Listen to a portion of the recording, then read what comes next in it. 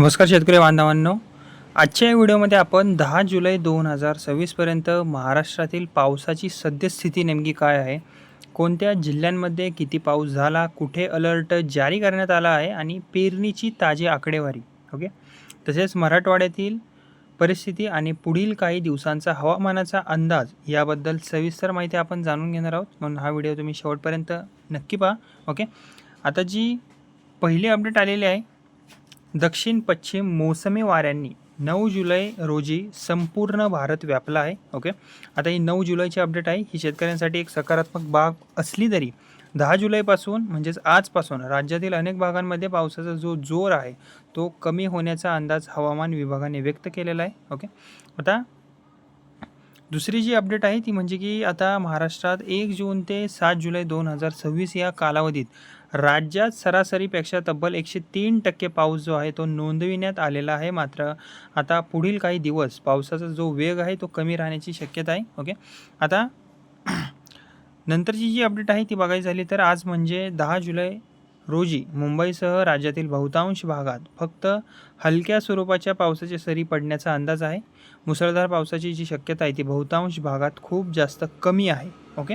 तसेच हवामान विभागाने पुणे आणि सातारा जिल्ह्यासाठी ऑरेंज अलर्ट जारी केलेला आहे. या भागात काही ठिकाणी मध्यम ते जोरदार पावसाची शक्यता व्यक्तसुद्धा करण्यात आलेली आहे. ओके. तसेच राज्यातील काही जिल्ह्यांसाठी ओके येल्लो अलर्ट जो आहे तो कायम ठेवण्यात आलेला आहे. या जिल्ह्यांमध्ये कोणकोणते आहेत? ओके. रायगड, कोल्हापूर, बुलढाणा, अकोला, अमरावती, नागपूर, चंद्रपूर, गडचिरोली या भागांमध्ये विजांच्या कडकडाटासह पावसाची जी शक्यता आहे ती कायम आहे. ओके. आता नंतरची जी अपडेट आहे ती म्हणजे की मागील आठवड्यात झालेल्या चांगल्या पावसामुळे राज्यातील पेरणी जी आहे ती मोठ्या प्रमाणात वाढलेली सुद्धा आहे. ओके. तसेच आता 1 जुलै रोजी राज्यातील पेरणी जी आहे ती केवळ 20% होती. मात्र 7 जुलैपर्यंत हीच पेरणी जी आहे ती 45% पोहोचलेली आहे आणि ही राज्यासाठी दिलासादायक बाब मानली सुद्धा जात आहे. ओके. तसेच आता विभाग निहाय पेरणीची आकडेवारी आपण जर पाहिली तर अमरावती विभागात सर्वाधिक 58% पेरणी झालेली आहे, म्हणजे सगळ्यात जास्त.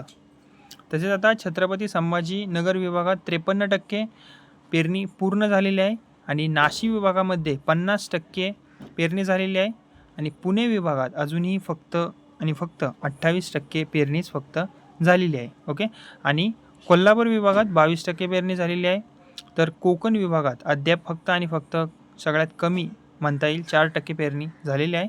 तसेच मराठवाड्यातील परिस्थिती मात्र अजूनही यापेक्षा चिंताजनक आहे. विशेषतः लातूर जिल्ह्यात शेतकरी अजूनही चांगल्या पावसाची वाट पाहत आहेत. सध्या लातूरमध्ये बियाणे आहेत, खते आहेत, बैलजोडीसुद्धा आहे, शेताची तयारीसुद्धा पूर्ण झालेली आहे, पण पेरणी करण्यासाठी आवश्यक पुरेसा ओलावा अद्याप तिथे तयार झालेला नाही आहे. ओके.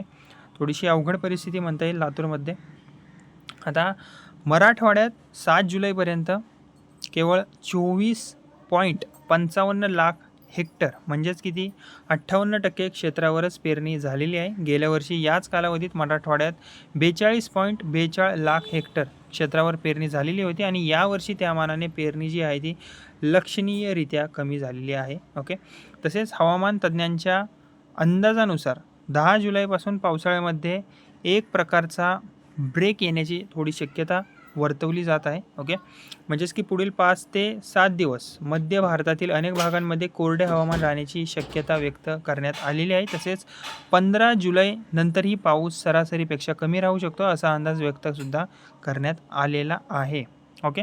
आणि शेतकरी मंडळींसाठी एक महत्त्वाचा सल्ला आहे. मुख्यमंत्री कार्यालयाकडून शेतकऱ्यांना महत्त्वाचे आवाहन करण्यात आलेले आहे की ज्या भागात पुरेसा पाऊस झालेला नाही आहे तेथे जमिनीत पुरेसा ओलावा निर्माण होईपर्यंत घाईघाईने पेरणी करू नका. योग्य पावसाची वाट पाहूनच पेरणीचा तुम्ही निर्णय घ्या. ही होती 10 जुलै 2026 पर्यंतच्या महाराष्ट्रातील पावसाची संपूर्ण आणि महत्त्वाची अपडेट्स. ओके. तर मंडळींनो, तुम्हाला सगळ्या अपडेट्स मी सांगितलेले आहेत लाईन बाय लाईन. अशाच शेती, हवामान, पीक, सरासरी योजना आणि ताज्या अधिकृत अपडेटसाठी आपल्या या व्हिडिओला लाईक करा, शेअर करा आणि आपल्या या बडी चॅनलला नक्की सबस्क्राईब करा. धन्यवाद.